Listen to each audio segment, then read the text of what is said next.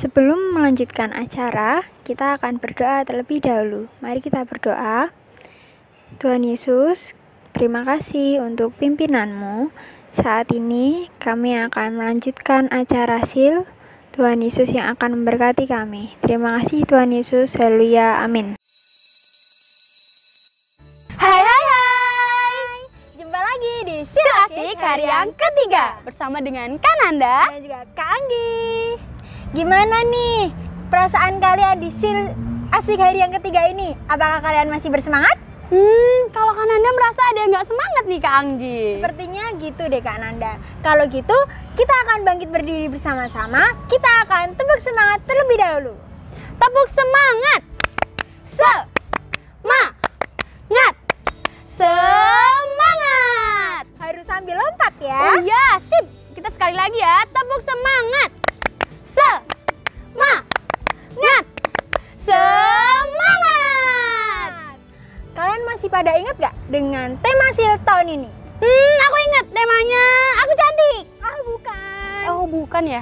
Temanya aku ganteng. Apalagi itu bukan juga. Oke. Temanya aku tahu. Aku oke.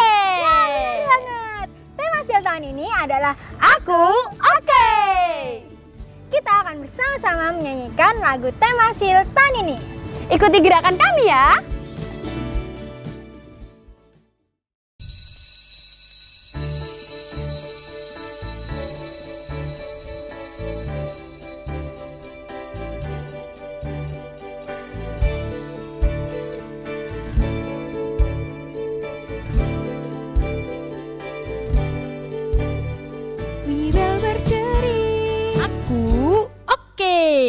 Jangan sampai engkau tertinggal. Tuhan memanggilmu. Aku oke. Jangan tunda, kau kan menyesal. Firman-Nya selalu membimbing hidupmu agar engkau tak tersesat di jalan. Terimalah Dia, taati firman-Nya, hidupmu kan bahagia.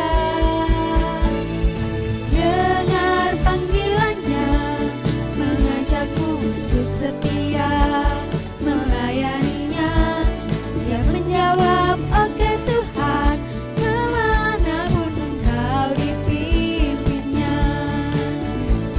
Oh dengarkanlah panggilannya, mengajakmu untuk setia, ikut larannya, siap menjawab oke Tuhan, kemanapun engkau dipimpinnya.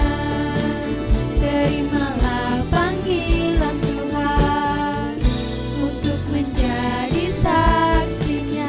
Aku oke, kamu pun juga oke, kita semua oke, semua pasti oke. Aku oke, kamu pun juga oke, kita semua oke. Aku oke, taat perintahnya. Adik-adik, sekarang saatnya kita mengucapkan janji kitab suci bersama-sama ya.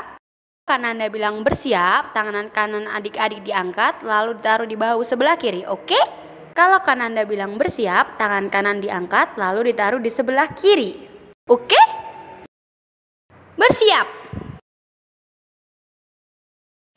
Saya berjanji kepada kitab suci firman Allah dan akan menjadikannya sebagai pelita bagi kaki saya dan terang bagi jalan saya, dan firman-Nya akan saya simpan di dalam hati saya supaya janganlah saya berdosa terhadap Tuhan.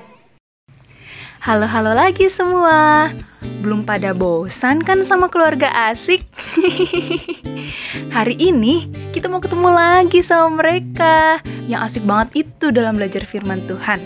Nah, kita pengen ketemu Papsik sama Mamsik yang selalu sabar dan semangat untuk mengajar firman Tuhan kepada Kak Nada, Kak Maya, Tama, dan Ria.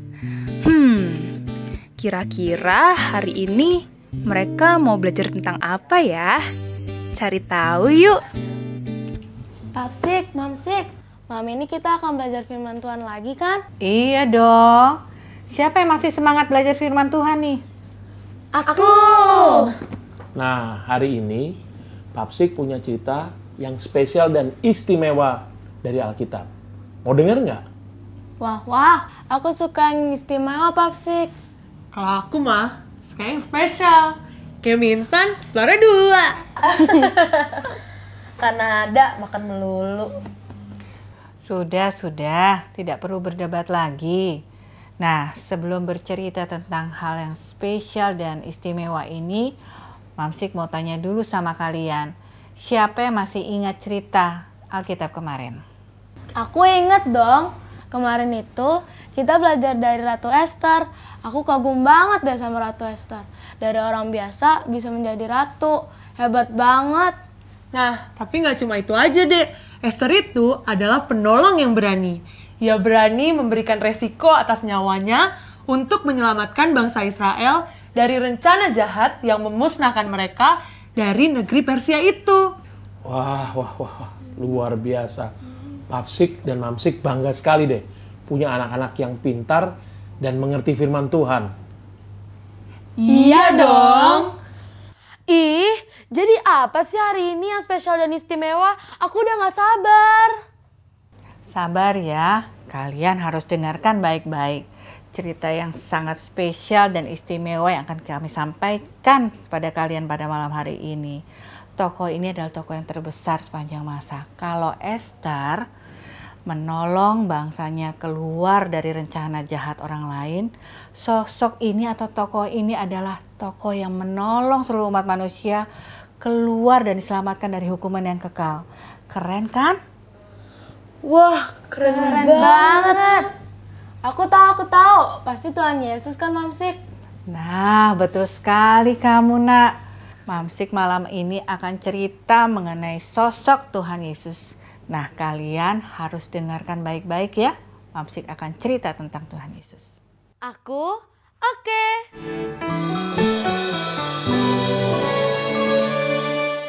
Halo adik-adik, terima kasih kalian setia mengikuti Sekolah Injil Liburan sampai hari yang ketiga. Dan kita berada di hari yang terakhir.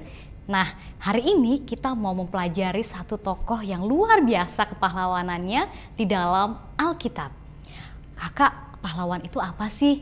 Pahlawan adalah orang yang memberikan karya, kemudian baktinya dengan penuh pengorbanan dan keberanian. Nah, kita mau lihat bagaimana tokoh ini menggambarkan keteladanan tentang kepahlawanan di dalam Alkitab. Tokohnya adalah Tuhan Yesus.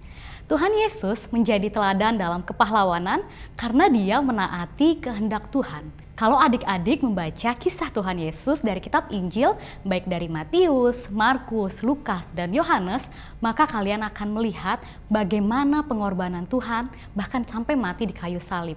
Sepanjang sejarah Alkitab, tidak ada kisah yang bisa dibandingkan dengan pengorbanan Tuhan yang mati di kayu salib. Kesakitan yang dia rasakan, penderitaan yang dia alami. Bahkan kalau kalian melihat dan mendengar doanya di Taman Getsemani, dia berkata, biarlah kehendakmu yang jadi, bukan kehendakku. Ini menunjukkan Tuhan Yesus adalah pribadi yang menaati kehendak Allah bahkan sampai harus mati di kayu salib. Bagaimana dengan adik-adik? Kalau kalian mau menjadi pahlawan di lingkungan masing-masing, dasar yang pertama yang harus kalian lakukan adalah menaati firman Tuhan. Nilai kedua yang kita pelajari dari kepahlawanan Tuhan Yesus adalah dia pribadi yang peduli terhadap orang-orang yang di sekitarnya. Mari kita menggali Alkitab, melihat di kitab Injil. Ada banyak sekali kisah di mana Allah menunjukkan kepeduliannya. Coba sebutkan salah satu. Menyembuhkan orang sakit, apalagi? Membangkitkan orang mati, dan banyak lagi kisah yang menunjukkan kepedulian Allah terhadap orang-orang yang ada di sekitarnya, orang-orang yang berdosa. Salah satunya ketika ia menunjukkan kepeduliannya terhadap seorang perempuan yang hampir dilempari batu. Nah, di situ Tuhan melihat bahwa orang-orang ini adalah orang-orang berdosa yang membutuhkan pertolongan. Ia menunjukkan kepeduliannya dengan cara menyelamatkan perempuan itu dan juga tidak menghakiminya. Bagaimana dengan adik-adik? Apakah kalian mau menunjukkan kepedulian terhadap orang-orang di sekitar kalian? Nilai yang ketiga dari kepahlawanan Tuhan Yesus, ia adalah seorang pahlawan yang datang ke dunia untuk mengenalkan Bapa terhadap orang-orang yang berdosa. Seperti kita, kalau kita pikir-pikir, Bagaimana sih caranya kita manusia bisa mengenal isi hatinya Tuhan, bisa tahu pribadinya Bapa? Nah, Tuhan Yesus datang untuk mengenalkan pribadi Bapa terhadap kita. Bagaimana caranya? Salah satunya melalui perumpamaan-perumpamaan. Kalau kalian membaca kitab Matius 7 sampai dengan 25, kalian melihat banyak perumpamaan yang disampaikan Tuhan Yesus agar kita bisa mengerti tentang kerajaan surga, tentang kerajaan Allah. Nah, adik-adik, maukah kalian menunjukkan tindakan dan cara hidup yang baik supaya orang-orang itu bisa mengenal Bapa melalui kehidupan kita? Supaya ketika mereka mengenal kita, mereka melihat Tuhan yang besar yang kita sembah. Mereka bisa memuliakan Tuhan melalui perbuatan-perbuatan kita. Sebagai kesimpulan dari pelajaran kita hari ini, singkatannya ada 3M. M yang pertama, menaati kehendak Allah. Sekali lagi coba diulangi. M yang pertama, menaati kehendak Allah. M yang kedua, menunjukkan kepedulian kepada orang sekitar. Sekali lagi diulangi. M yang kedua, menunjukkan kepedulian kepada orang sekitar. Dan M yang ketiga adalah memberitakan Injil atau kabar baik kepada orang lain. Sekali lagi, M yang ketiga, memberitakan Injil atau kabar baik kepada orang lain. Sekian kelas media untuk Sil Asik kali ini. Semoga kalian tetap semangat, tetap setia menggali firman Tuhan di dalam kehidupan sehari-hari. Sampai bertemu di kesempatan berikutnya.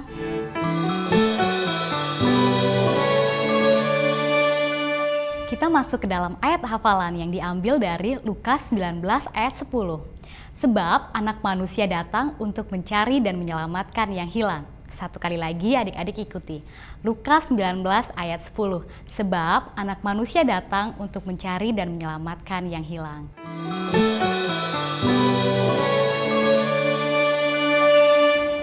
Hai adik-adik, kita ada di hari ketiga Sil Asik 2020 Aku Oke.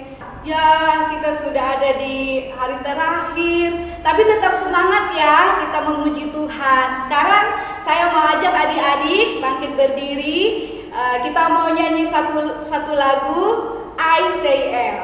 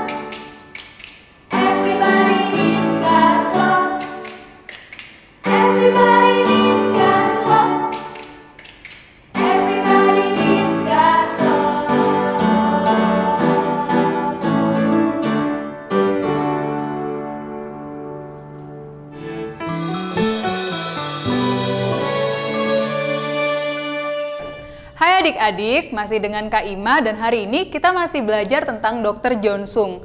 Dalam Dr. John Sung menerima panggilan Tuhan sebagai pengabar Injil, perjalanannya tuh nggak mudah. Dalam perjalanan dia menyelesaikan gelar S3-nya, menyelesaikan seminarinya, ketika dia dalam perjalanan pulang untuk ketemu keluarganya, Dr. John Sung sempat membuang semua ijazahnya. Tinggal gelar S3-nya doang yang nggak dia buang, karena itu mau dia tunjukkan ke ayahnya. Waktu dia pulang dan bilang kalau dia mau jadi pendeta, ayah Dr. John Sung merasa kecewa karena dikira Dr. John Sung akan bekerja, mendapatkan uang yang banyak dan membantu keluarga. Tapi ternyata Dr. John Sung malah menerima panggilan Tuhan sebagai pengabar Injil. Nah, ketika Dr. John Sung mengabarkan Injil, dia berkhotbah di daerah-daerah Tiongkok, di Shanghai, di tempat-tempat lainnya, Dr. John Sung memiliki tubuh yang lemah. Jadi waktu Dr. Jonsung sakit, dia nggak berhenti untuk berkhotbah. Dia berkhotbah dalam keadaan yang sakit, dan keluarganya ketika anaknya baru 3 hari meninggal dan istrinya sedang sakit, Dr. Jonsung dengan berat hati harus pergi ke Shanghai karena harus mengabarkan Injil. Pengorbanan Dr. Jonsung dalam mengabarkan Injil sangat luar biasa. Dia harus meninggalkan keluarganya, harus merelakan keluarganya dan kehidupan-kehidupan lainnya. Dan ketika Dr. Jonsung pergi mengabarkan Injil dari kota lain ke kota lainnya, dia berangkat dari kota Shanghai, Tiongkok, dan daerah-daerah lainnya. Itu pun pengorbanannya nggak mudah. Dia dianggap sebagai pemberita kabar sesat. Bahkan ada pendeta yang bilang ke jemaat-jemaatnya kalau mereka nggak boleh dengerin khotbahnya Dr. Jonsung. Padahal ternyata pendeta tersebut pun tidak membaca Alkitab selama 6 tahun. Suatu hal yang luar biasa yang dialami oleh Dr. Jonsung. Sampai akhirnya Dr. Jonsung mendapatkan kesempatan untuk pergi ke luar negeri. Dia memulai pelayanan pengabaran Injilnya mulai dari Filipina, Singapura, dan juga ke Indonesia. Dalam 1 hari, Dr. Jonsung bisa khotbah selama 4 kali. Jadi kalau 10 hari, Dr. Jonsung khotbah selama 40 kali. Di situ dalam kondisi fisik yang lemah, Dr. Jonsung tetap memberitakan kabar Injil. Sampai akhirnya pada tanggal 16 Agustus 1944, Dr. Jonsung benar-benar sakit. Dia nggak bisa ngapa-ngapain. Dan dia bahkan sempat nggak sadarkan diri.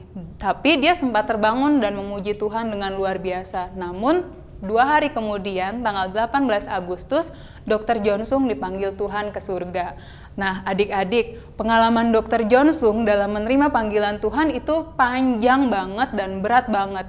Namun, Dr. Jonsung dipanggil Tuhan dan menerima panggilan Tuhan dengan luar biasa. Mungkin kalau Dr. Jonsung dipanggil Tuhan sebagai pewarta kabar baik, penginjil, atau pendeta, beda dengan kalian. Kalian mungkin ada yang dipanggil sebagai pendeta, atau mungkin Tuhan memanggil kalian di tempat kalian masing-masing. Sebagai guru mungkin cita-cita kalian, atau mungkin suatu saat kalian dipanggil Tuhan untuk menjadi dokter, untuk menjadi akuntan, untuk menjadi pengajar. Apapun yang Tuhan pakai kalian, apapun yang Tuhan panggil untuk kalian lakukan, kalian harus tetap siap ya, sama seperti Dr. Jonsung. Dr. Jonsung siap menerima panggilannya apapun resikonya karena dia tahu Tuhan memelihara dia dan Tuhan memimpin setiap langkahnya. Dan kalian juga jangan khawatir karena Tuhan juga pasti akan memimpin setiap langkah kalian. Oke? Oke ya pastinya. Dan ini adalah kisah Dr. Jonsung. Selama 3 hari ini kiranya Dr. Jonsung kisahnya boleh memberkati kalian dan boleh membawa semangat bagi kalian dalam kalian beraktivitas ya. Di dalam sekolah, di dalam keluarga kalian, di dalam pendidikan kalian, kiranya kisah Dr. Jonsung boleh memberkati kalian dan boleh menambah-nambahkan semangat kalian di dalam Tuhan untuk semakin mengasihi Tuhan, semakin mengandalkan Tuhan, dan semakin berpengalaman di dalam Tuhan. Nah, saat ini kita akan kembali lagi ke karya asik ya. Yuk kita ikuti karya asik.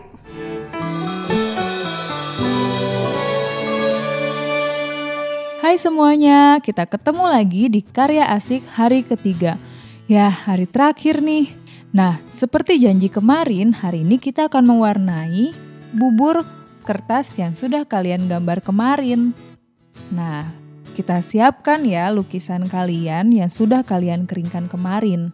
Siapkan kuas dan juga cat air dengan warna yang kalian mau ya. Warna apa aja, terserah deh. Nah, karena kakak kemarin gambar bunga, kakak siapin warna merah muda, warna coklat, dan juga warna hijau untuk daunnya. Nah, kita gambar-gambar deh dan kita warnai. Oles-oles, sesuai dengan warna yang kalian mau ya. Nah, nanti hasil karya kalian tunjukin ya ke kakak. Kakak mau lihat nih kalian gambar apa sih?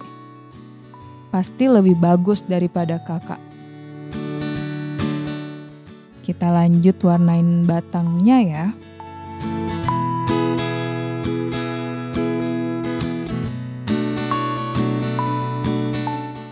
Sekarang daunnya deh. Oles terus. terus. Oles di sana, oles di sini, oles-oles terus. Kalian oles rapi mungkin ya. Nah, jadi deh bubur korannya. Kita keringkan lukisannya dan kalian bisa pajang. Kalian bisa atur sedemikian rupa nih buat hasil karya lukisannya.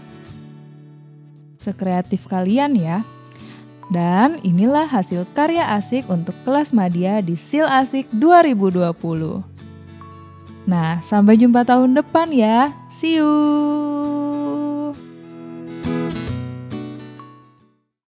Nah, jadi hari ini kita belajar dari sosok Tuhan Yesus.